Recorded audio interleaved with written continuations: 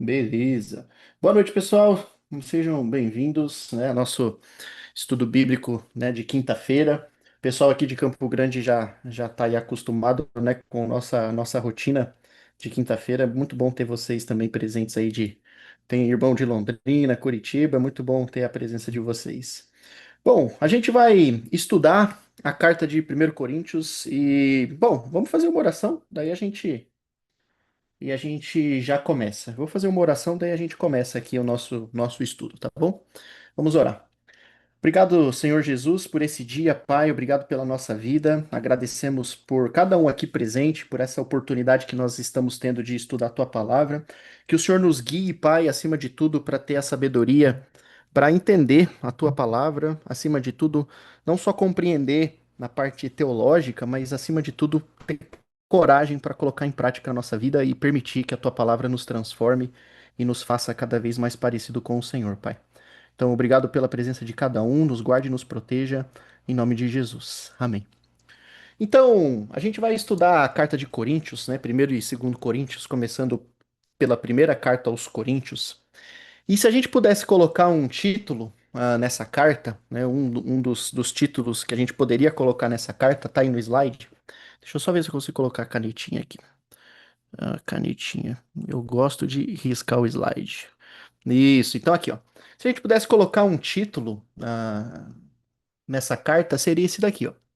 A Igreja da Cruz em meio à cultura.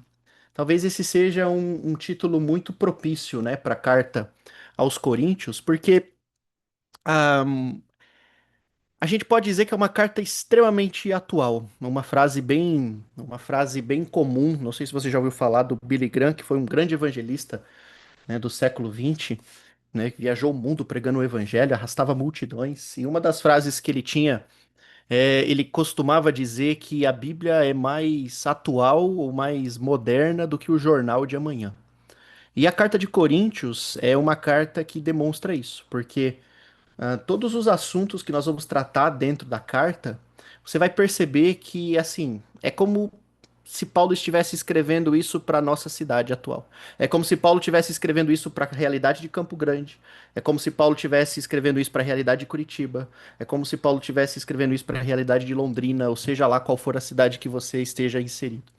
Então, os problemas teológicos, os assuntos que Paulo vai tratar aqui, eles são muito atuais, né?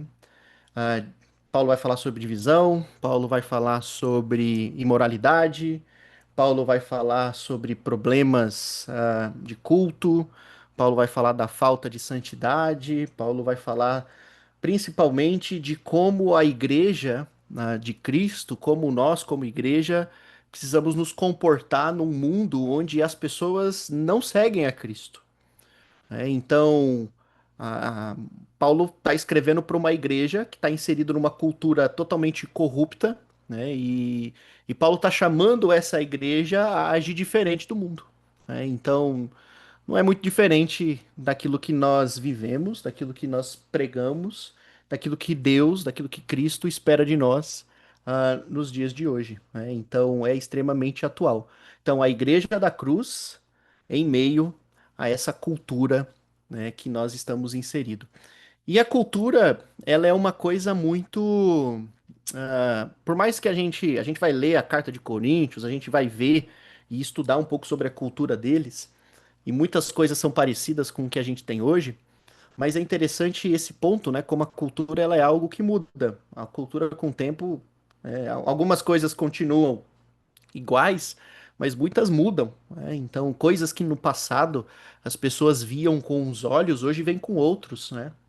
E talvez, vou dar um exemplo, assim, e a carta vai falar um pouquinho sobre isso, né? Porque a carta vai abordar bastante sobre a parte, principalmente a santidade sexual, né? Que a gente vai acabar trabalhando nos capítulos posteriores, mas vou dar esse exemplo. Peraí, que alguém tá com o áudio aberto, eu estou ouvindo a minha voz. Eu já fecharam já. Ah, beleza, tranquilo. Mas, ô, pessoal, fica à vontade aí para abrir o microfone, para falar, para contribuir, para mandar perguntas, tá? Eu vou falando aqui e às vezes eu me empolgo, tá? Então, fica à vontade aí para contribuir para o nosso pensamento aqui. Eu lembro de ter visto uma matéria quando eu era criança, Eu sou. Vou poupar aí o meu. Não vou falar de que ano eu sou, não. Mas ali de 90 e poucos, né? E, e era uma matéria ainda antiga, então não era da década de 90. Então essa matéria devia ser lá na década de 80, 70. E era uma pergunta assim: o jornalista ele estava perguntando para as pessoas o que que eles pensavam da homossexualidade, né? Da prática homossexual.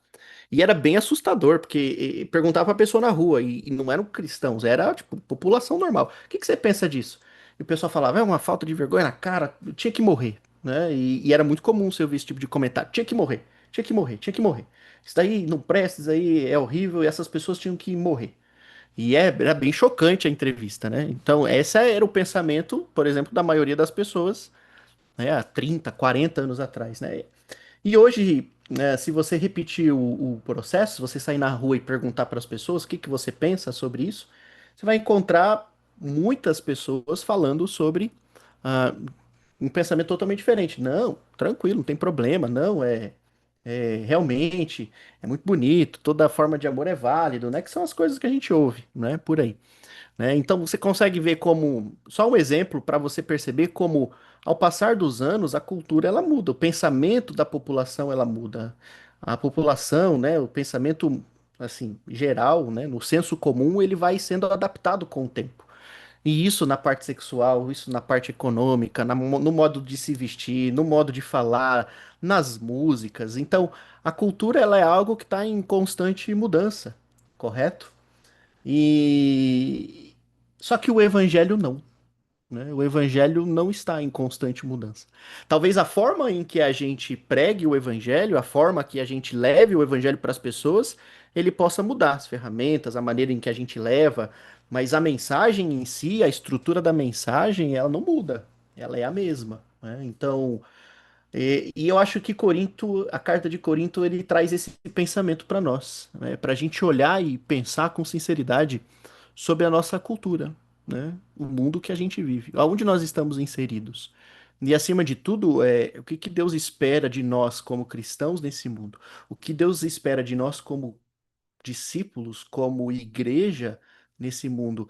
E acima de tudo, como é que nós vamos responder a essas constantes mudanças que o mundo faz? Então o mundo se adapta, muda e o mundo vai embora, né, com as suas ideias. E hoje, talvez aquilo que as pessoas consideram normais, assim, daqui 30 anos seja uma coisa absurda, e coisas que hoje são absurdas, daqui 30, 40 anos sejam completamente aceitas. Então esse é o mundo, em constante mudança, né? Mas Cristo nos chama para uma verdade universal, única e imutável, que é a cruz de Cristo. Então, Coríntios, né? A carta de Coríntios é uma carta viva. É uma carta que pulsa, né? É uma carta, eu diria, talvez seja uma das cartas, assim, de fato, quase barulhenta, né? De tantas coisas profundas que tem aqui, né? Então, a gente vai pensar em tudo isso, né? Porque a carta de Corinto é uma intervenção de Paulo. Paulo amava tanto esses irmãos, amava tanto essa igreja. Então é uma intervenção amorosa, é uma intervenção pastoral, é uma intervenção por amor a eles, por amor à fé deles, por amor à alma deles. Nessa igreja que, ao invés de ir contra a cultura e trazer um impacto para aquela cidade, ela estava aceitando a cultura dentro da igreja, estava aceitando algumas coisas dentro da igreja, né? Então, a gente vai ter bastante coisa legal para poder comentar durante a nossa aula, tá? Mapa, é sempre bom você saber aonde fica a cidade de Corinto. Ela, de certa maneira, existe até hoje, mas muito diferente, né? Então, a cidade de Corinto, que está localizada, não sei se você consegue ver aqui, ó, no mapinha, mas está aqui, ó, Corinto, né? Na região da Acaia, atual Grécia. Então, na época chamada de Macedônia, região da Macedônia, também aí sob domínio romano, tá bom? Então, era uma cidade grande, era uma cidade, como eu falei, extremamente comercial. A cidade de Corinto, ela ficava em dois. entre dois golfos muito importantes. Não sei se você consegue ver no mapa, mas é esse pedaço de água aqui e o pedacinho de água aqui. E essa imagem aqui te ajuda a entender um pouco sobre a importância dessa cidade para o Império Grego, para o Império Romano. Então, a cidade de Corinto, ela ficava entre esses dois golfos aqui, né? O Golfo de Corinto e o Golfo, né, Sarônico, que era o mar Egeu. E entre esses dois golfos existia esse, tá até aqui o título, né? Istmo de Corinto, que era tipo uma abertura aqui, ó. Não sei se você consegue perceber, eu tô riscando aqui para você ver que é mais ou menos onde fica. Eu vou apagar aqui para você ver se você consegue perceber aí, quem tem olhos bons, né? Então era uma abertura onde os navios, os barcos, as embarcações, elas podiam passar, e isso fazia com que essa cidade fosse extremamente importante nesse cenário comercial. Então, a cidade de Corinto era uma cidade, a gente poderia que é uma cidade cosmopolita, né? Ou um cidadão. É como se fosse uma cidade do mundo, ou um cidadão, cidadãos do mundo, né? Então, era uma cidade extremamente plural, né? De língua, de nações, de pessoas que moravam aqui, né? Então, era uma cidade estratégica, né? Dentro nessa área geográfica. Então, era uma cidade rica.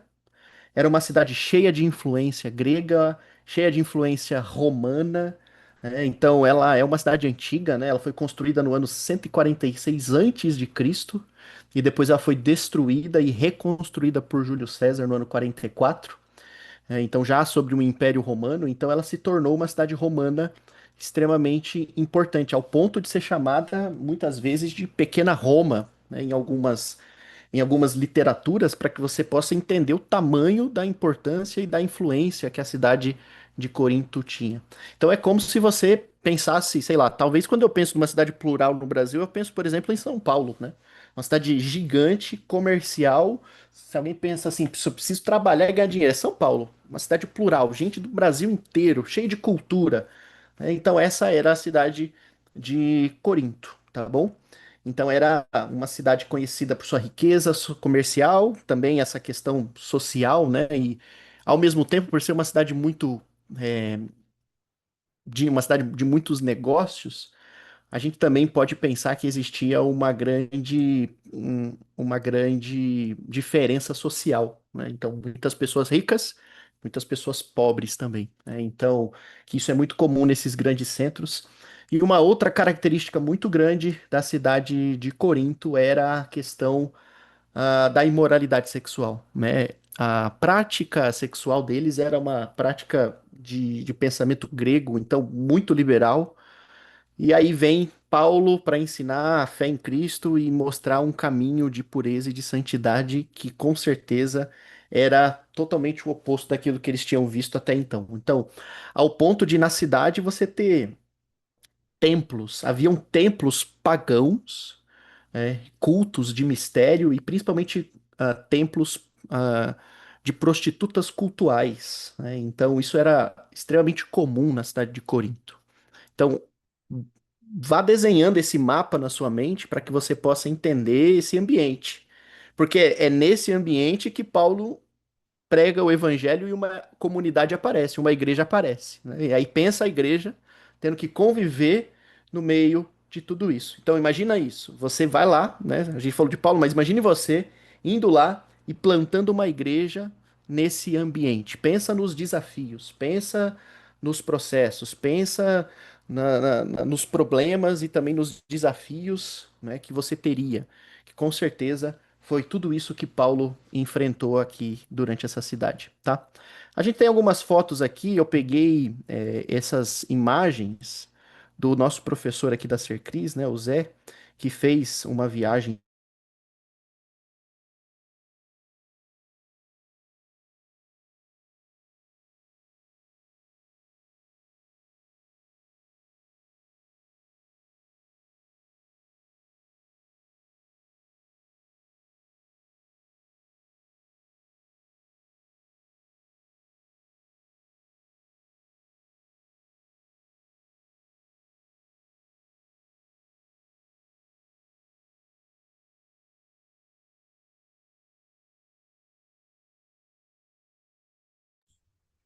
É. Então, beleza. Vocês estão me ouvindo, né? Dá um ok aí. Sim, sim, sim. Então, beleza. Então, passei isso daqui já. Isso, Porto, né? Então, Porto, onde as pessoas chegavam, né, com as mercadorias. Então, aqui ficou somente as ruínas daquilo que já foi um dia, né, a cidade de Corinto. A gente tem a grande influência aqui. Coloquei, esse daqui eu não mostrei ainda, né? Ruínas do templo pagão, de um dos templos pagãos que existia na cidade. Também já não existem mais, né? Então ficou apenas as ruínas. Ahn, a cultura grega, você se lembra bem, né? Dos tempos da escola, né? Era uma cultura politeísta muito forte, era uma cultura extremamente forte. Então, uma das principais um dos principais deuses que eles tinham, né, era a deusa Afrodite, né, que era a deusa do amor, né? Então, templos eram construídos em homenagem a ela. Então, esses templos que a gente comentou agora há pouco, que eram os templos das prostitutas, então era o templo que era feito em homenagem a ela, né? Então, Afrodite era o deus do amor para os gregos e Vênus era a deusa do amor, né, o deus do amor para os romanos, né? Então, a deusa do amor e da beleza, né? Então, essa imagem é do Museu Arqueológico de Atenas. E também a gente tem o templo de Apolo, né, que era um outro deus. O templo de Apolo que está um pouquinho mais inteiro, mas só para que você veja aí algumas fotos das ruínas. Nas ruínas de Corinto, nós também encontramos achados arqueológicos importantes que ajudam a validar o testemunho bíblico, né, e o texto bíblico que a gente tem. Então, por exemplo, nós temos aqui, foi encontrado nas ruínas de Corinto, um umbral de mármore de uma porta que tinha uma inscrição que dizia Sinagoga dos Hebreus, né? Então, esse umbral que ficava ali na porta com essa inscrição que a gente encontra lá em Atos 18:4, né? Então, lembre-se que ah, haviam judeus espalhados no mundo todo e sinagogas espalhadas no mundo todo. Então, a gente tem esse grande achado arqueológico na cidade de Corinto que mostra, né, e confirma uma sinagoga judaica, né, a sinagoga dos hebreus na cidade de Corinto. E quando a gente lê o texto de Atos 18, é aonde Paulo começa o seu trabalho missionário, pregando ali dentro da sinagoga para convencer os judeus a respeito de Cristo. Nós temos também a pedra de Erasto, também foi encontrado nas ruínas da cidade de Corinto no ano 1920. Essa pedra onde havia a inscrição do primeiro século que dizia Erasto, o comissário e administrador da cidade. Erasto teria sido um dos cooperadores de Paulo. E os textos estão aí para depois você ler. Então, Erasto, que tinha uma grande influência na cidade, um dos administradores, provavelmente é o mesmo citado na Bíblia, que se converte e é um dos cooperadores de Paulo na pregação do evangelho na cidade de Corinto. Então, aí um grande achado que confirma também ah, a questão aí como a Bíblia entra em harmonia também com os achados arqueológicos. E a gente tem, por último, o Teatro de Corinto, né? O grande Teatro de Corinto, que também muito, muito famoso. Então, a Igreja de Corinto, para quem não se lembra, né? Então é só para a gente poder recordar, ah, começa com Paulo em Atos capítulo 18, né? Então, em Atos 18, se você quiser abrir a sua Bíblia, lá em Atos 18, né? Atos nos ajuda a entender um pouco sobre como foi a estadia de Paulo na cidade de Corinto. Então, Paulo, deixa eu abrir aqui a minha Bíblia. Atos capítulo 18, pode abrir lá. A gente vai ler só alguns poucos versos, né, isolados, mas ah, Atos 18, verso 1, se vocês abrirem a sua Bíblia, já vai encontrar lá junto comigo, está escrito: Depois disso, Paulo saiu de Atenas e foi para Corinto, né? Então Paulo estava evangelizando nessa região, né, ali da Macedônia, na sua viagem missionária, e aí ele chega em Corinto para evangelizar. E se você se lembra, em Atenas, Paulo, de certa maneira, usa mais a filosofia para poder pregar nessa cidade, né? Então, Paulo usa a filosofia para poder pregar nessa cidade de Atenas, e quando ele chega em Corinto, agora em Corinto, Paulo, de certa maneira, muda o seu estilo, mostrando que ele queria pregar apenas Cristo e a este crucificado, como ele fala lá, logo no capítulo 2, verso 2 de 1 Coríntios, que a gente vai trabalhar depois.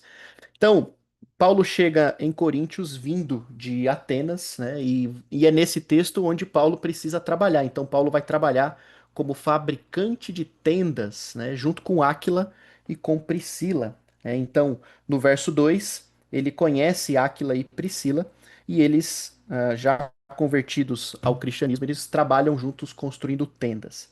Posteriormente, né, a gente vê a chegada de Tito na cidade, né? No verso 5. Tô lá em Atos 18.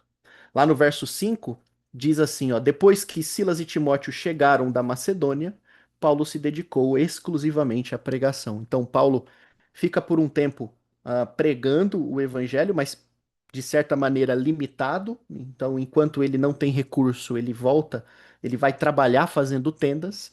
E quando Silas e Timóteo chegam com essa oferta, Paulo consegue voltar a se dedicar à pregação do Evangelho. E como era uma estratégia de Paulo, né? Vocês se lembram bem, quando a gente vai ler alguma carta do Novo Testamento, e quando a gente fala das viagens missionárias de Paulo, Paulo tinha uma estratégia evangelística, né? Você se lembra qual era?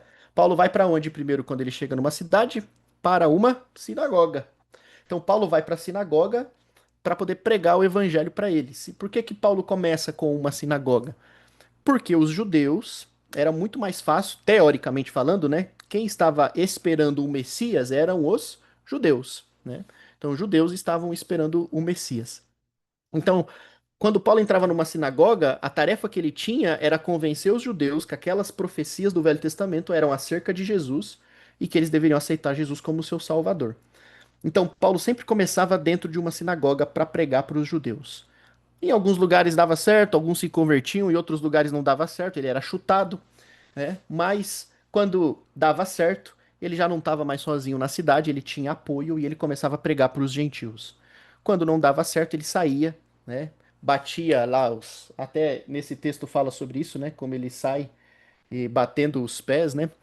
E depois ele vai pregar para os gentios a verdade do evangelho. E para os gentios é um pouco mais trabalhoso, porque ele precisa explicar a respeito do Messias e depois explicar o porquê que as pessoas deveriam crer em Jesus como Messias para serem salvas dos seus pecados, né? Então, essa era uma estratégia comum de Paulo. Deixa eu só colocar nesse slide aqui, tirar daquele slide lá.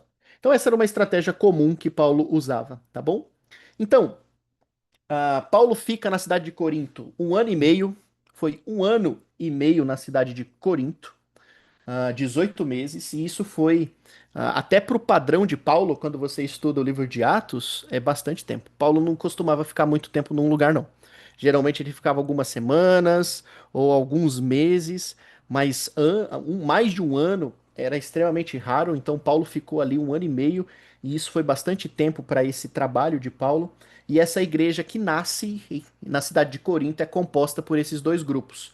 Ela nasce por judeus e por muitos gentios, e provavelmente também com uma classe social diferente. Então existiam pessoas provavelmente humildes e pessoas que tinham um pouquinho mais de recurso.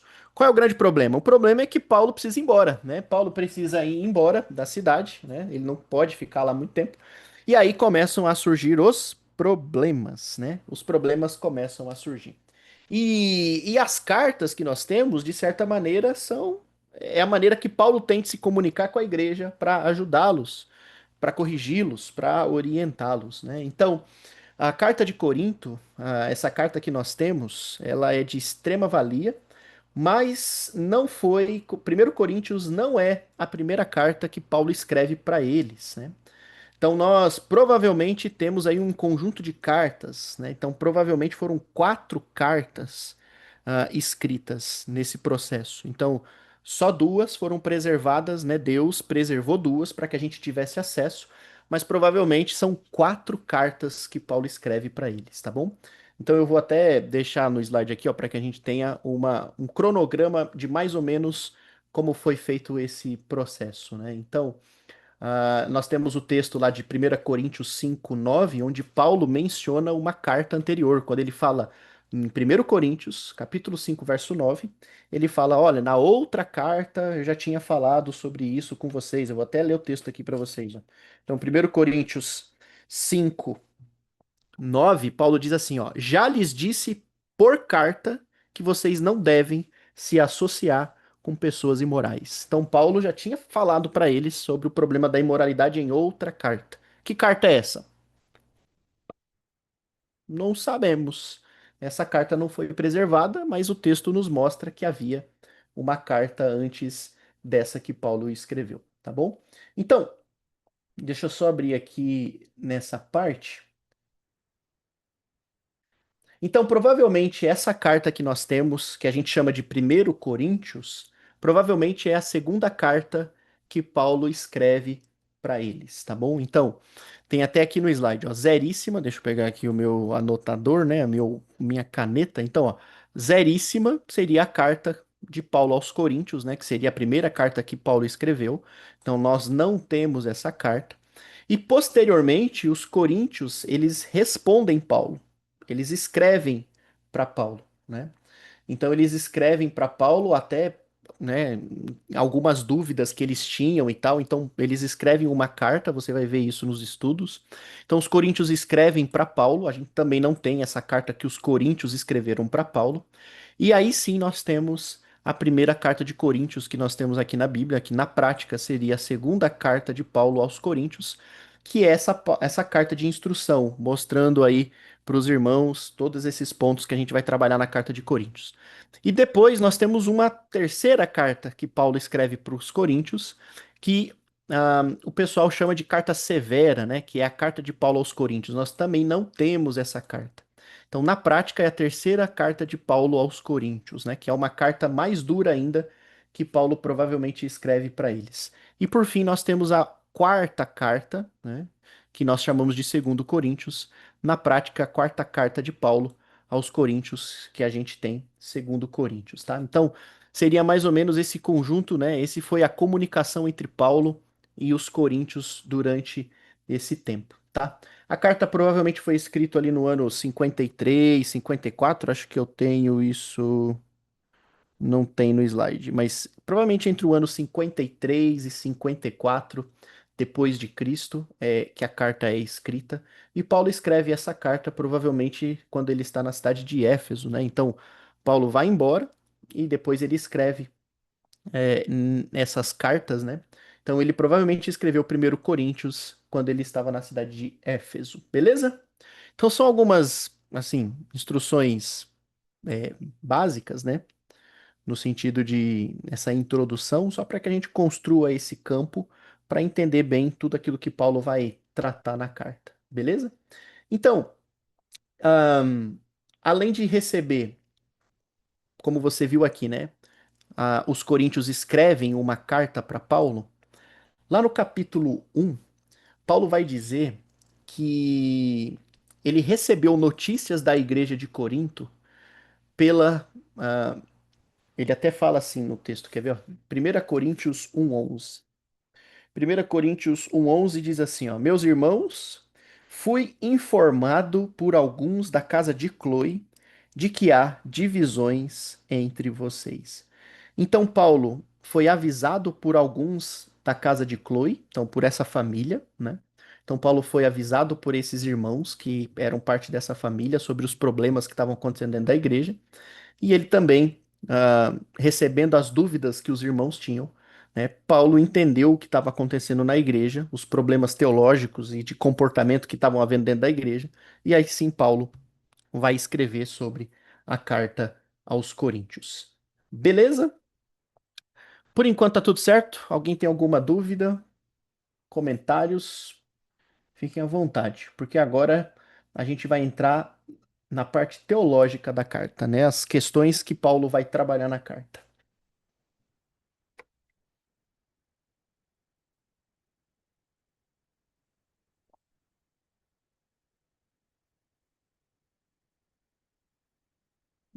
Então, beleza.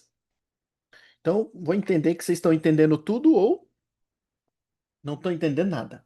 Prefiro ficar com a primeira opção. Estão entendendo tudo, então. Vamos lá. Vamos falar então agora da parte que, pelo menos para mim, é a parte mais divertida, né? Que é o contexto teológico da carta, são os assuntos profundos que Paulo vai tratar. Então, tudo isso para nos ajudar a entender que é sempre importante entender contexto, quem escreveu, para quem escreveu, aonde escreveu, o motivo do que escreveu, para que a gente tenha a dimensão do assunto dentro da carta. Então, vamos lá. Questões teológicas, né? Então, a carta de Corinto ela pode ser dividida em cinco partes. né? Se você decorar essas 5 partes, entender essas 5 partes, maravilhoso, você vai dominar a carta de 1 Coríntios com facilidade. Então, são 5 partes que a carta de Corinto é dividida. A primeira parte, né? Deixa eu já colocar no slide aqui. Aqui. Então, a primeira divisão, ou primeira parte do livro de Coríntios, Paulo vai tratar de divisões na igreja. Então, no capítulo 1 ao capítulo 4, Paulo vai tratar da divisão dentro da igreja. A igreja, então Paulo chega, Paulo vai pregar o evangelho, Paulo vai embora, e a igreja agora ela vai começar a receber também outras pessoas. Porque outras pessoas influentes também passaram pela cidade. Tem Apolo, provavelmente Pedro também passou pela cidade, e provavelmente outras pessoas também passaram dentro da cidade. E qual é o grande problema disso? O grande problema era que os coríntios, eles vão começar a ter preferência por certas lideranças. E não só preferência, e essa preferência ela não vai ficar só no campo do coração, no sentido de dizer assim, eu gosto mais dele do que dele, mas eles vão começar a entrar em competição no sentido e de discussão para meio para ver qual é o líder ou a pessoa mais importante. Olha que loucura isso. Olha que doideira isso, né? Então a igreja, ela estava se dividindo por lealdade a pessoas falhas, que somos nós, né? Então Paulo vai trabalhar muito sobre isso nos primeiros capítulos, que é o famoso texto que a gente sabe de cor. Eu sou de Paulo. Alguns diziam, eu sou de Apolo, outros diziam, eu sou de Cefas, eu sou de Pedro. Então, dentro da igreja, é como se tivesse essas tribos, né? Tribos ali. Então, pequenos grupos, e não os pequenos grupos que a gente está acostumado de estudo bíblico, mas grupos divididos e que competiam entre si. O meu grupo é melhor do que o seu. Não, porque Paulo é mais importante do que Pedro é mais importante, né? Então, a cultura de Corinto valorizava a retórica, o status, o prestígio, e eles estavam aplicando essa lógica da cidade, essa lógica da cultura dentro da igreja, dentro do evangelho. E Paulo vai responder a isso nos primeiros capítulos, dando um puxão de orelha deles, mostrando uma teologia centrada na cruz. Tá até aqui, né? Então, divisões dentro da igreja, o que que Paulo vai trabalhar? Paulo vai trabalhar o orgulho versus a cruz. Eles estavam se orgulhando, mas Paulo vai mostrar o verdadeiro fundamento, a verdadeira teologia da cruz. Porque a cruz de Cristo, ela humilha a sabedoria humana. A cruz de Cristo, ela é assim o oposto do mundo. E os coríntios precisavam se lembrar disso. A lógica do evangelho é uma lógica, assim, por isso que não daria para nascer de um corpo. Por isso que quando alguém fala assim, né, um ateu, porque isso daí é invenção, isso daí foi criação de alguém. Vou dizer para você, isso é impossível. Porque o ser humano natural, ele é incapaz de inventar isso. É incapaz. Porque a mensagem da cruz, ela humilha a sabedoria humana porque ela é totalmente o oposto do que a gente vê na cultura e daquilo que tem dentro de nós. Deus escolhe o fraco para confundir o forte, como ele fala na carta de Coríntios, lá no capítulo 1, verso 27. Jesus fala que quem quer ser o primeiro vai ser o último, quem quer ser o maior tem que ser o que serve. Qual é a lógica humana disso? Não tem lógica humana. Porque qual é a lógica humana? Se eu faço, eu mereço. Eu quero ser o maior, eu quero ser o primeiro, eu quero ser o destaque. A lógica humana é essa, né? A lógica da cruz é o oposto. E por causa disso ela combate a divisão. Então o evangelho verdadeiro, ele não cria divisão. Porque ele não é baseado no orgulho, ele é baseado na humildade. Deus escolhe o que é fraco para confundir o que é forte. A gente vai trabalhar esse texto mais na semana que vem. Deus escolhe o que é fraco para confundir o forte. Então, o ministério, o trabalho, a obra, não é um palco para o surgimento de celebridades. Não é um lugar para fazer e tornar as pessoas famosas. O ministério, o evangelho, é sobre uma pessoa, Jesus, e sobre o que ele fez. Nós, o que nos difere são os dons. Nós temos dons diferentes para sermos cooperadores uns dos outros e não donos da igreja. A igreja já tem dono, e não é Paulo, e não é Pedro, e não é Apolo, e não é o Augusto, e não é o presbítero tal, e não é o evangelista tal, e não é o professor doutor tal, por maior conhecimento que tenha. Ninguém é dono da igreja. Nenhuma, quando eu falo ninguém, nós humanos falhos.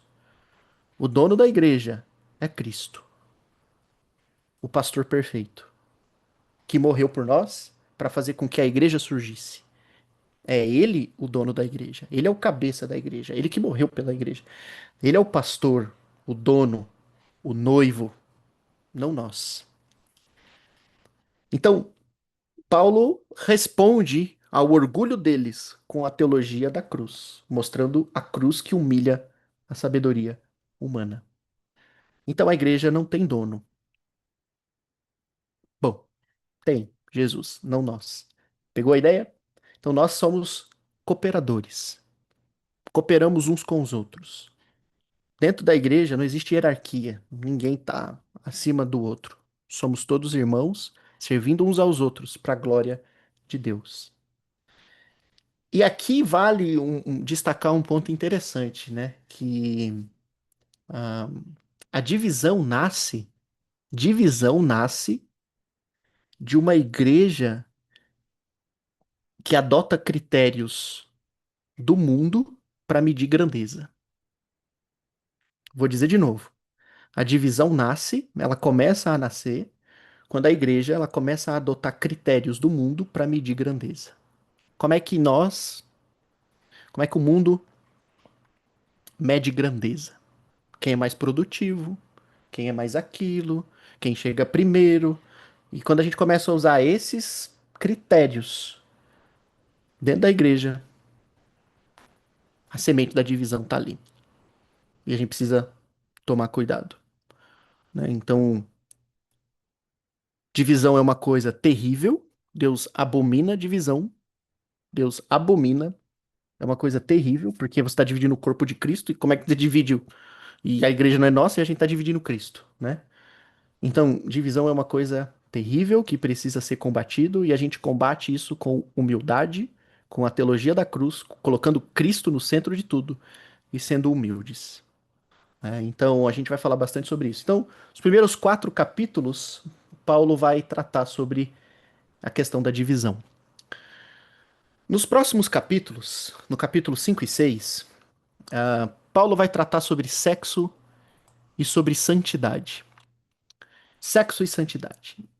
E o tema central desse trecho é mostrar que o nosso corpo, e é isso que Paulo está querendo mostrar aos coríntios, porque os coríntios, eles aceitaram a Cristo, mas queriam continuar vivendo de uma maneira incompatível. Então, nesses 2 capítulos, Paulo vai mostrar para eles que o corpo pertence ao Senhor. O nosso corpo, se você aceitou a Cristo, se você aceitou o Evangelho, seu corpo não é mais seu. É como assim? Eu ainda moro nele. Seu corpo não é mais seu. Seu corpo tem dono. Ele pertence ao Senhor. Então, Paulo vai citar, perdão, Paulo vai citar um caso de imoralidade gravíssimo dentro da igreja no capítulo 5, que vai servir de exemplo como base para a gente tratar de outros casos. Então, Paulo vai citar que é um caso de incesto, né? É incesto, né? Ele estava dormindo com a madrasta, né? Uma relação, e outros também que estavam tolerando isso, né? Então, a igreja estava tolerando algo que, até para os padrões pagãos, era considerado escandaloso. Olha que loucura, né? Então, para os padrões do mundo já estava escandaloso, estava dentro da igreja. Então, Paulo vai orientar, vai mandar a respeito da disciplina, disciplinar essas pessoas. E depois ele vai tratar no capítulo 6 um pouquinho sobre processos judiciais, né? Irmãos entrando na justiça contra irmãos, porque não conseguiam resolver os seus conflitos, não estavam conseguindo resolver os seus problemas ali. Então, Paulo termina essa sessão falando sobre sexo e santidade, falando sobre o corpo, o nosso corpo como um templo do Espírito. Como templo do Espírito no capítulo 6, verso 19 e 20. E aqui há um grande conflito cultural, né? Uma colisão cultural com a cultura grega, né? Porque a mentalidade grega muitas vezes separava o corpo do espírito, que é um pouco daquela ideia do gnosticismo, né? Ou seja, você pode fazer o que você quiser com o seu corpo, isso não afeta seu espírito. Peque à vontade, isso não tem influência nenhuma. Então Paulo vai mostrar como isso é mentira, né? Como o nosso corpo é um templo e que não foi feito mais para isso, né? Então, para Paulo, o corpo importa. E a ressurreição futura é fundamentada nessa ética sexual que a gente precisa viver, nesse padrão sexual que Deus vai estabelecer. Então, a frase que a gente vai encontrar aqui é a famosa frase: tudo me é permitido, né? Talvez era o slogan da igreja de Corinto, né? Tudo é permitido, né? Então, provavelmente essa seja a frase deles, né? Até que Paulo vai mostrar, vai rebater, mostrando que isso não é liberdade, né? Que a liberdade cristã não é libertinagem. E um texto interessante para isso, eu acho que não fica em Coríntios, mas eu acho que é um dos textos bem interessantes para a gente entender essa questão de como é Cristo que vive em nós, Gálatas 2:20. Esse daí você tem que estar na sua mente, né? Ler é um verso pequeno, né? E você pode ler para decorar, mas é um verso muito legal. Gálatas 2:20. Paulo escreve assim: Fui crucificado com Cristo, assim já não sou eu quem vive, mas Cristo vive em mim. A vida que eu agora tenho, a vida que eu agora tenho, eu vivo pela fé no Filho de Deus que me amou e se entregou por mim. Então Paulo está dizendo: morri. Você aceitou Cristo, foi batizado? Tu morreu, meu amigo. As tuas vontades, seus desejos, tu crucificou com ele. Morreu na cruz. A sua nova vida não pertence a você. Então Paulo fala: essa nova vida que eu agora tenho no corpo, eu vivo pela fé no Filho de Deus. Eu vivo para fazer a vontade dele, porque ele me amou, ele se entregou por mim. Então, Paulo vai falar sobre santidade. Mensagem atual, não é verdade? Extremamente atual. Paulo vai falar sobre santidade. Então, esse é a segunda parte da carta aos Coríntios, capítulo 5 e 6. Capítulo 8 a 10, Paulo vai falar sobre comida, ídolos e liberdade, né? Comida, ídolos e liberdade. Opa, tem uma perguntinha aqui, hein? Vamos ver. Pergunta. Ah, não, não é pergunta, não. Gálatas 2:20 é um hino. Oh, que legal, hein? Quero aprender esse hino, hein? Porque eu não conheço, não. Quem tiver o áudio do hino aí, manda pra mim. Maravilhoso. Eu não sabia que tinha um hino desse, não. Muito bom, hein? Hinos são muito bons pra gente decorar versículo bíblico, hein? Maravilhoso. Que bom saber. Gálatas 2:20 é um texto incrível. Ah, agora, nesse trecho, Paulo vai falar sobre comida, ídolos e liberdade. Liberdade guiada pelo amor. Então, a questão aqui, Paulo vai começar sobre a questão do se pode comer carne sacrificada a ídolos ou não. Então, era uma cidade pagã, tinha templos, tinha sacrifícios. E depois essas carnes, eles pegavam essas carnes e botavam no mercado para vender. Alguns sabiam que era carne e provavelmente essas carnes eram mais baratas, né, para comprar. Então alguns compravam e nem se importava que eram carne a ídolo. Ele orava, acreditava que estava beleza e comia. Mas outros tinham a consciência pesada e se escandalizavam com isso. E a igreja estava tendo uma dificuldade de aprender a lidar com essa questão, porque teologicamente falando, Paulo reconhece que esses ídolos não são nada. Não são nada. Eles nem existem, são falsos. Mas no sentido pastoral, no sentido de cuidado, ele diz que o conhecimento sem o amor destrói. Então, se a sua liberdade, ou se a minha liberdade, fere a consciência do irmão, você peca contra Cristo. Ah, caraca. Essa aí é parte difícil, né? Então, se a minha liberdade, mesmo sabendo que eu não estou fazendo algo errado, mas se a consciência do meu irmão acusa, Paulo está dizendo, você está pecando contra Cristo. Porque qual é a base da carta? Unidade. Uma igreja dividida e imoral. Paulo está falando sobre unidade. E unidade não é só fazer aquilo que eu quero ou o que eu posso fazer, mas é também entender como eu posso cuidar da fé do meu irmão. Porque isso é igreja. E a gente às vezes se esquece disso. Igreja não é fazer o que eu quero. Igreja é um. Primeiro que essa ideia de que igreja a gente é sozinho, a gente não é igreja sozinho, né? Igreja é um conjunto de pessoas que foram salvas por Cristo. Então, eu não sou igreja. Nós somos igreja. Então, é a nossa unidade, é a nossa união em Cristo que nos torna igreja. Então, eu preciso, a sua fé, ela é importante para a minha vida, minha fé é importante para a sua, a nossa caminhada juntos vai nos Só um ajudar. minuto. Oi? Não?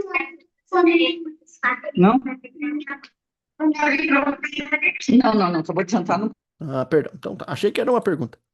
Então, é a nossa unidade que vai nos ajudar a perseverar para chegar na eternidade. Então, e nesse perseverar, assim, a gente precisa reconhecer que tem gente, assim, tem gente mais maduro, tem gente que não é e tal. E eu não posso, por exemplo, se eu sou um irmão maduro, olhar pro outro e falar: "Ah, seu fraco, vou comer na sua frente aqui para você amadurecer". Não é assim que funciona, né? Então, ao irmão mais velho, mais maduro, Deus espera paciência para aqueles mais fracos. E o mais fraco, Deus espera que ele não fique do leite, que ele cresça também e desenvolva a fé. Não é verdade? Então, Paulo vai falar sobre essa liberdade guiada pelo amor, né? Então, nós somos livres, mas essa liberdade ela é guiada pelo amor a Deus e o amor ao próximo, né? Então, e o capítulo 9 especificamente falando, né, é bem autobiográfico, né? Porque Paulo abre mão dos direitos apostólicos por amor ao evangelho, né? E Paulo, no capítulo 10 ele relembra que é Israel no deserto como uma advertência, né? Para mostrar um pouco sobre essa questão da liberdade e dos ídolos, né? Também. Então, aqui sugere uma coisa muito profunda, né?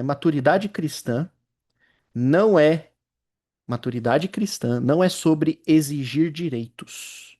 Maturidade cristã é sobre saber renunciar a esses direitos por amor ao próximo. De novo, lógica humana nenhuma. Só só Deus para inventar um negócio desse, né? Para fazer um negócio desse. De novo, o último sendo o primeiro, para entrar no reino tem que ser uma criança, aquele que servir vai ser o maior, né? Então é sobre isso. O cuidado que nós precisamos ter com a fé do nosso próximo.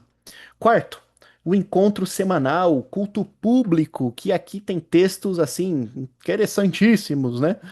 Capítulos 11, 12, 13 e 14, né? Então Paulo vai falar sobre a ordem do culto, edificação e a centralidade em tudo isso, no capítulo 13, no amor. A centralidade do amor na nossa vida. Então, a igreja, além de tudo isso, né? Além de enfrentar todos esses problemas de visão, imoralidade, cada um fazendo o que queria, do jeito que queria, sem se importar com a fé do outro, o culto deles também estavam fazendo errado. Eles estavam tendo problemas no culto, no culto a Deus, desordem nas reuniões, abuso da ceia do Senhor, ricos comendo antes, pobres passando necessidade, confusão com os dons espirituais, usando os dons espirituais do jeito errado, né, do jeito errado, da maneira errada. Então, Paulo vai corrigi-los, mostrando no capítulo 11, corrigindo a ceia no capítulo 11, que eles estavam transformando esse memorial da cruz numa refeição social e ainda excluindo outras pessoas, né? Nos capítulos 12, 13 e 14, Paulo vai falar sobre os dons, né, e como e do corpo de Cristo como com muitos membros e a importância desses membros.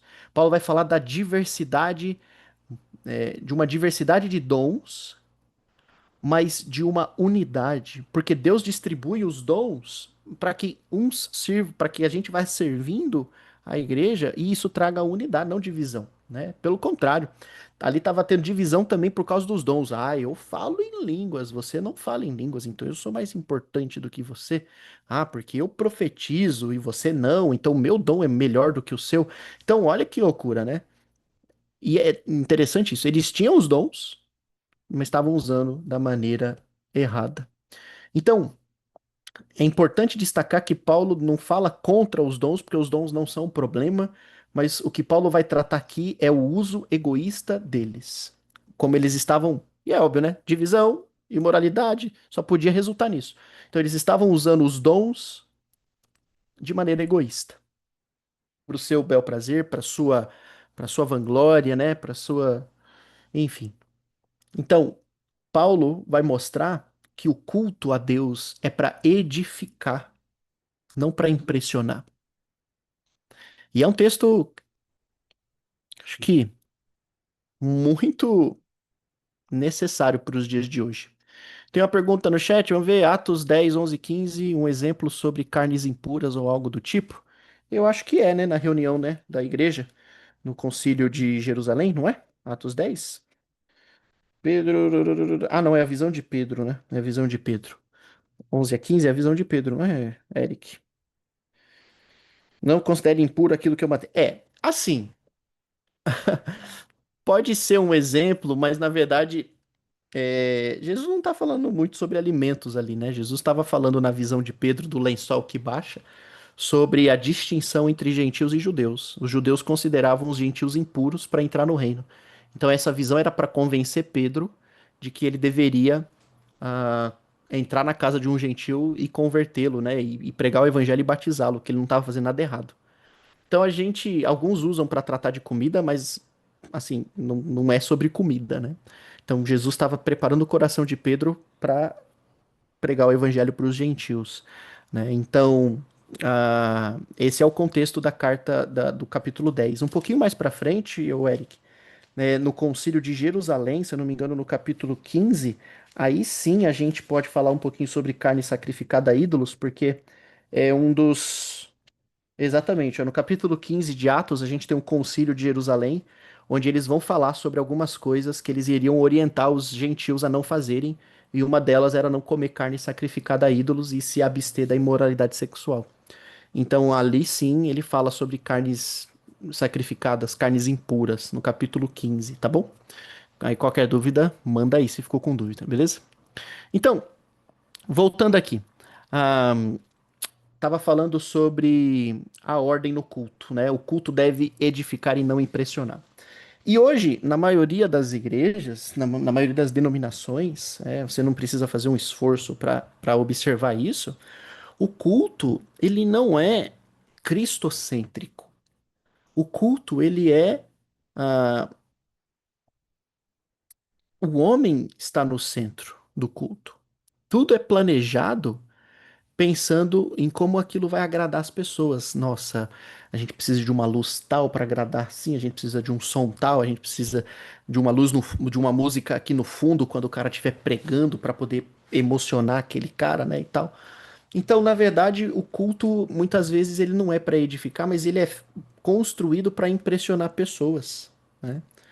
Então ele deixa de ser cristocêntrico, né, para colocar o homem no centro do gosto. É muito comum e eu falo isso com, assim, quantas vezes eu já errei nisso, né? Mas é um pensamento pra gente pensar junto, né? De sair no culto e muitas vezes pensar assim, ah, e o que você achou do culto? Você gostou do culto? Mas peraí, mas sou eu que tenho que gostar do culto? O culto não foi feito pra mim. Não sou, não sou eu que tenho que gostar. A pergunta seria, será que eu saí edificado no culto? Eu ouvi a mensagem, eu prestei atenção, eu orei, eu me tive comunhão com os meus irmãos, eu meditei nos meus pecados e naquilo que Cristo fez no momento da ceia. Então é sobre isso. Mas assim, quantas vezes eu já cheguei e falei assim: "E aí, o que que você achou do culto? Você gostou do culto?" E hoje, estudando, eu vejo que eu preciso também aprender a, a, a mudar esse hábito, né? Peraí, eu não sou juiz de culto aqui, né? porque o culto não foi feito para mim. E muitas vezes a gente se impressiona pela estrutura, mas a gente se esquece que Deus vê o coração. Deus vê o que ninguém vê. Deus está vendo, Deus está vendo o coração, né? Então, olha que interessante, né? Alguém colocou aqui no chat, virou show, exatamente, né? Virou show, né? Os cultos têm virado shows e o show, o centro é o homem. A sua vontade, o seu gosto. Ah, mas eu não gosto da parede tal, vamos pintar de tal cor. Eu não gosto disso. Já vi igrejas brigando para decidir a cor da parede. Olha que loucura isso. E Cristo é sendo jogado no canto. E as nossas vontades, né? Reuniões incansáveis para decidir aparelho tal, piso não sei o que, e tal, tal, tal, né? Eu lembro uma vez que eu li num devocional uma história de uma igreja lá nos Estados Unidos que se dividiu porque eles não conseguiam decidir a cor do piso na reforma. Olha que loucura. Eles estavam brigando porque um queria X, o outro queria Y, não conseguiam decidir a cor do piso.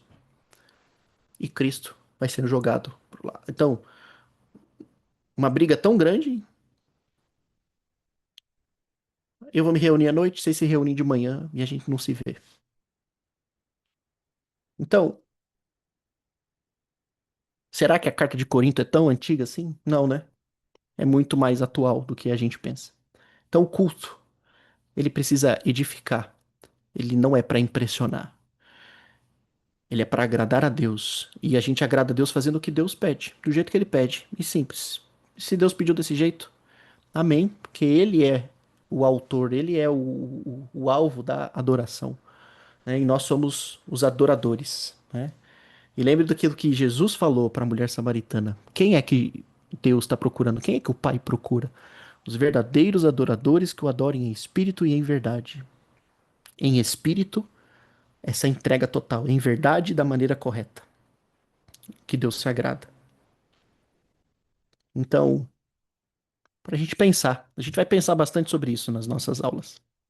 E por fim, a última parte, Paulo vai falar sobre a ressurreição, no capítulo 15 e a conclusão no capítulo 16. E o tema central aqui, principalmente no capítulo 15, é a ressurreição como o centro, como o fundamento, como a base da fé cristã. Porque alguns coríntios, olha que loucura, eles se diziam cristãos, estavam dentro da igreja, tinham dons, mas eles negavam a ressurreição futura. E essa influência provavelmente veio da filosofia grega que desprezava o corpo. Então Paulo vai apresentar o evangelho que ele recebeu. Então eu recebi o evangelho que eu preguei para vocês. Cristo morreu, foi sepultado e ressuscitou. Então Paulo vai falar de testemunhas históricas. Paulo vai dizer: ele ressuscitou, eu vi, mais de 500 pessoas viram, os apóstolos viram, Pedro viu, fulano viu, mostrando que várias pessoas viram Cristo ressuscitado. E mostrar que se não existe ressurreição, e é uma lógica teológica, né? Se não existe ressurreição, a fé que nós temos é inútil. Tudo que isso que a gente está fazendo aqui é inútil. Tudo que isso que a gente está conversando é inútil. Se a ressurreição não existe, nada vale. Nada faz sentido. Faz sentido nenhum que a gente está fazendo aqui. Então, se a gente não tem uma esperança futura, meu amigo, o que que a gente está fazendo na igreja? Né? O que vocês estão fazendo aqui? Né? Então, Paulo mostra essa força que a mensagem da ressurreição traz. Se Cristo ressuscitou, nós ressuscitaremos. Se Cristo ressuscitou dos mortos, nós temos esperança. A morte não é o final. A morte não é o fim da jornada. A morte é apenas uma vírgula. Existe uma eternidade nos esperando. Existe uma ressurreição nos esperando. Existe um corpo glorificado nos esperando. Só que isso, para chegarmos lá, a gente precisa perseverar. Então, esse é um capítulo fundamental, né, dessa estrutura que Paulo está construindo, dessa ideia, né? Então, se não existe ressurreição, então, não, ou melhor, se há ressurreição, então o corpo é importante. E essa é a lógica. Se existe uma ressurreição, o que eu faço com o meu corpo importa. E o sofrimento que eu tenho aqui agora e o trabalho que eu tenho no Senhor não é em vão. Aquilo que eu faço não é em vão. Que é isso que ele fala lá no capítulo 15, verso 58. Se existe ressurreição, nada é em vão. Tudo está valendo a pena, né? Então é isso. Essa é a estrutura teológica, né, da carta. E perceba, é de maneira assustadora mais atual do que o Jornal de Amanhã. Coisas extremamente comuns. Aqui a gente tem que lidar com divisão, a gente tem que falar com os irmãos sobre santidade, sobre a pureza, sobre sexo. A gente precisa falar com os irmãos sobre cuidado com a liberdade que você tem, não significa que você pode, que deva fazer. A gente precisa falar sobre o culto, a gente precisa falar sobre a esperança da ressurreição, extremamente atual. Uma carta de mais de 2.000 anos atrás, mais atual do que o jornal de amanhã. Então, essa é a carta de Coríntios, né, que a gente vai aí nas próximas semanas crescer juntos. E aproveite o momento para ler a carta. Ela é uma carta pequena, né, não é muito grande, 16 capítulos. Então, aproveite para poder ler, aproveite para poder ler. Se você conseguir mais de uma vez, você vai ver como você vai ter esse conhecimento dentro do seu coração, tá bom? Eu trouxe aqui algumas perguntas para a gente conversar, aqueles que quiserem comentar um pouquinho, né? Só para a gente terminar hoje, mas perguntas para a gente pensar hoje. Então, se Corinto era uma cidade rica, culturalmente sofisticada, cheia de influência filosófica, por que justamente ali Paulo decide enfatizar Cristo crucificado como o centro da mensagem? O que isso nos ensina sobre como o evangelho confronta a cultura ao invés de se adaptar a ela. Porque essa é a grande essência da carta aos Coríntios. Essa é a grande essência da igreja no mundo, né? Estar no mundo sem fazer parte do mundo, sem se influenciar pelo mundo, né? Segunda pergunta que eu tenho é: por que uma igreja recém-plantada porque uma igreja recém-plantada poderia começar bem e poucos anos depois enfrentar tantos conflitos internos? O que que você acha, né? O que que você acha que faltou, né? Que essa igreja poderia ter feito melhor para não enfrentar tantos conflitos? E a última é: o que você acha que é mais perigoso para uma igreja? Perseguição externa ou o orgulho interno? Então eu deixo essas perguntas para a gente poder pensar sobre, né? E vou parar por aqui, né? Já falei bastante. E pense sobre isso, né? Vamos meditar juntos sobre isso e pensar em como em Cristo nós podemos superar todas essas coisas. Bom, com vocês. Quem quiser comentar alguma coisa aí, mais uns 10 minutinhos, enquanto eu tomo minha água, fiquem à vontade.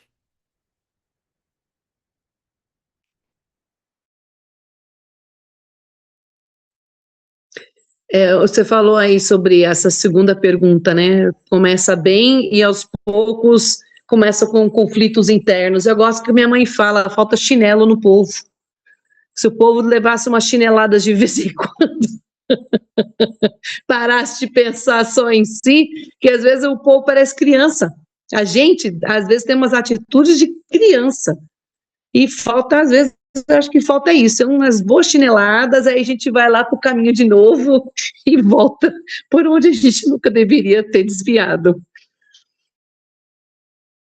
Perfeito, é isso mesmo, né? E como e como crianças também, né? Criança precisa ser corrigida, né? E a gente se esquece disso, né? Que Deus nos corrige. Deus nos corrige porque Ele nos ama, né? E se Deus está nos corrigindo é porque a gente ainda está no caminho, porque acho que no momento em que a correção parar, talvez a gente esteja muito distante do Senhor. Augusto, Oi. você comentou, né, que a divisão começa quando começa a colocar os critérios do mundo dentro da igreja, né? E hoje o Paulo lida com assuntos tão sensíveis, né? Difíceis de serem lidados. E hoje, com um mundo tão permissivo, que nós estamos, né, igual você falou assim, algum tempo atrás, não precisava se incomodar com alguns assuntos. Hoje, ele está, assim, terrivelmente ameaçando as famílias, a igreja, e não se pode nem falar em tal assunto no púlpito ou na rua, como você falou, né? E muitas vezes nós, como cristãos, vamos adotando esses critérios do mundo e não vamos mais lidando com esses assuntos com medo, Uhum. porque Paulo também corria riscos ali, sofria perseguições por falar o que ele estava falando, de ir contra a cultura daquela cidade. Uhum. E às vezes a gente fica cheio de dedos, cheio de coisa, mas isso a gente não pode falar, isso é perigoso, isso não. E vai mudando, vai dando um jeitinho de moldar a igreja no mundo, se fazer, né, se encaixar dentro do mundo.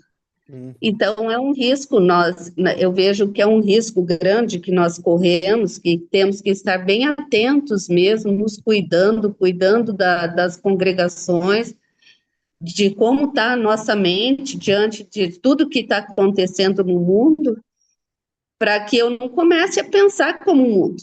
E Uhum. aceitando todas as coisas, daqui a pouco está tudo natural e normal para mim, e dentro da igreja também. Eu vou chegar lá, ver as coisas e está tudo bem.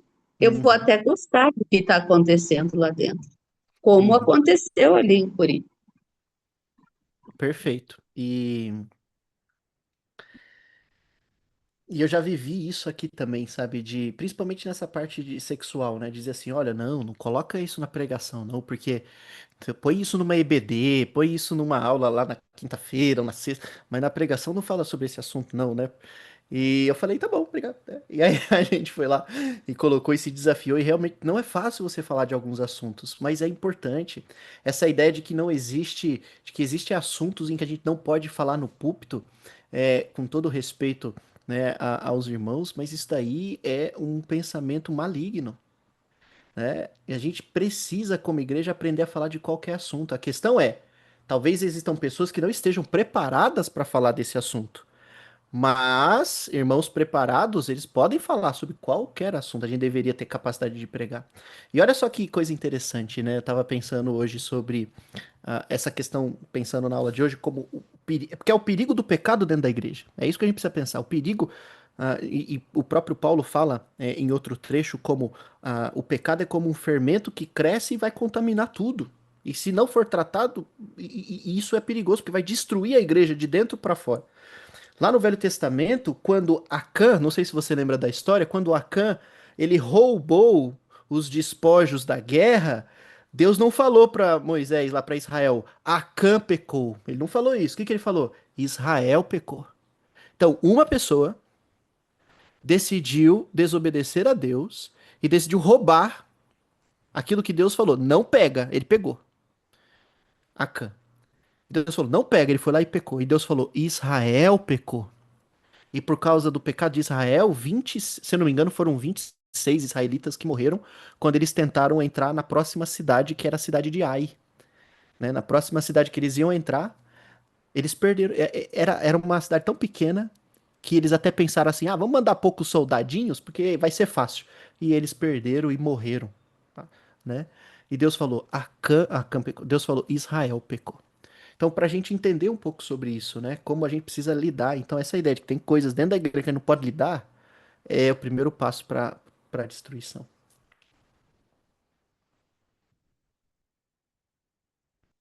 Augusto, eu também vejo essa percepção que você colocou, é, de que isso é mais perigoso, né? Perseguição ou orgulho.